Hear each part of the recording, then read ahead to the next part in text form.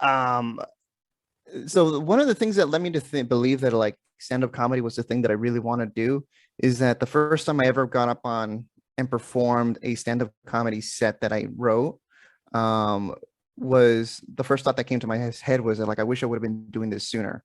And that was like the first time I've ever felt that way for anything. You know, like I've gone to college, I've done salsa dancing, I've done different things, right? And none of them like resonated with me as much as doing a performance in front of people and making them laugh. My first set was at a what do you call it, a talent show at my old job, and it was like, oh yeah, if you have a talent, you know, you can do it. And I was like, I can do some stand up. Um, and Wait. they You said, never okay. done stand up before? I had never done stand up before, no, Okay. but I just said like I wanted to do it, you know, and I Okay. felt Okay. it'd be a very safe environment to do it. And from that first set, that's when I was like, okay, I had a good enough reaction that made me want to come back.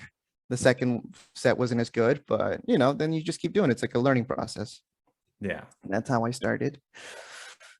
Where would you say you are in that process? Because I heard Mm, comedians talk about like, the uh, road, right? yeah, well, just like not just the road, like when they're first starting off, that sometimes they're talk about baseball, like batting average. Sometimes they're like 50%. One day they're good, the next day they're bombing. One day they're good, the next day they're bombing.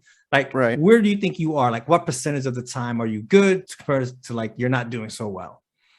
Mm, there's a level right now where I feel comfortable in the amount of jokes that I have for my set, right? So we all think about our sets in terms of minutes, right? How many minutes do you have?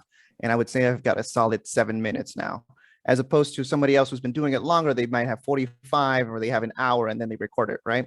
So that's what level I'm at in so far. So like a minute per year is what I've developed. And now these are like tried and true, you know, like these are jokes that have like gone away, come back, rewritten, and then it's like, okay, now it sounds better than it did, or it's the same joke that I started off with 6 years ago, but you know, through its transcourse of time, it's matured, and now it's something that I'm comfortable being. Oh, this is part of my set, if that makes sense. Yeah. But you know, I'm always trying out a new joke or a different format. Mhm. Um, and that's always a learning process. It's always that trial and error.